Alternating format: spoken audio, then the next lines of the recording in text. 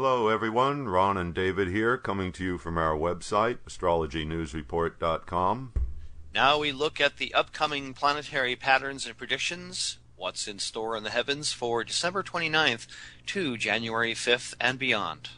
The new moon is on Wednesday, January 1st, New Year's Day, at 16 degrees Sagittarius. This marks the beginning of the Hindu lunar month of Pushya, named for the nakshatra of the full moon, Pushyami. Pushyami's image is the udder of the cow. Since the cow gives of its milk unselfishly, this is considered a good month for generosity towards others. Pushyami is associated with the Hindu deity Brihaspati, the guru of the gods. Therefore, this month is good for religious initiations, ceremonies, higher studies.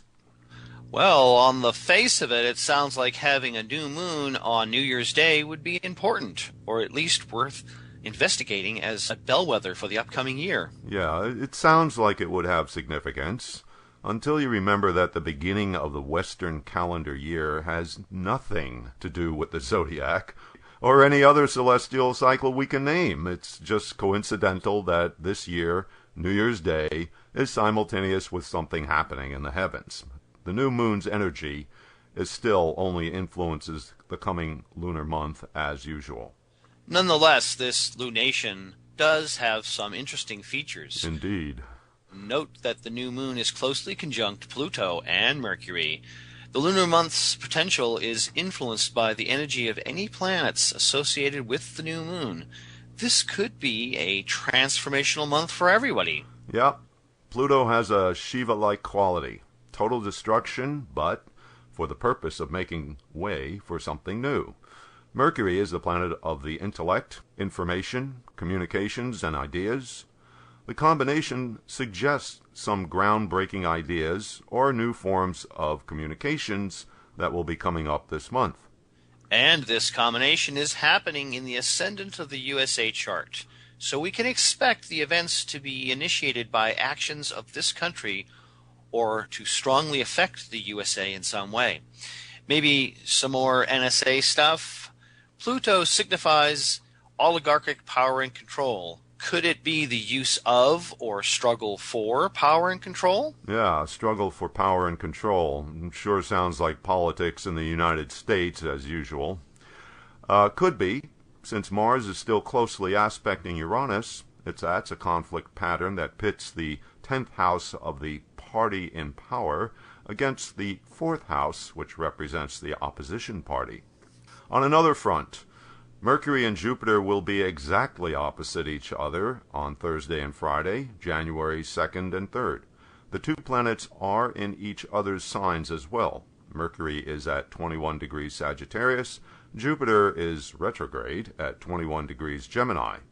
Since the new moon lines up with the nearly exact opposition of Mercury and Jupiter, two planets that are already in a compelling Paryavatna Yoga, wouldn't that be an important factor for the energy of the month? That's a good point, David.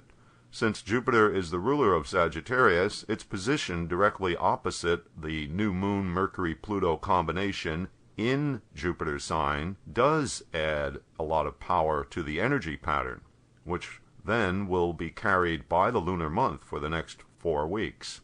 Well, that's a whole lot of Sagittarian energy. And like we talked about last week, this particular Mercury opposite Jupiter could lead to some sanctimonious verbalizing. Yep, Mercury is normally the facts and information planet, but it's in the self-opinionated sign Sagittarius. Jupiter is the belief and morals planet here in the sign Gemini, which will say one thing while believing something else. And everything is in opposition. But there's another important factor to look at. Mars is in the position to send an exact square aspect to the new moon and to Pluto. Ah, yes, and what do you make of that? It gets back to what I was saying before, that with the new moon Pluto-Mercury combination in the USA first house, the Mars square coming from the USA 10th house of action in the world, the whole thing looks like a setup for some violent actions by the USA.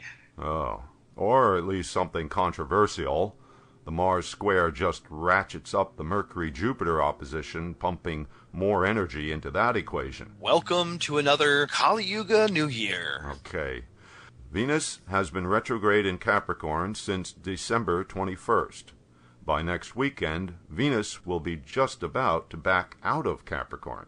So here's another factor that'll make this new year a bit unusual. Yes, it's stacking up rather interestingly. You've pointed out many times that a planet changing signs is weak and vulnerable. So what happens when the planet is retrograde to boot?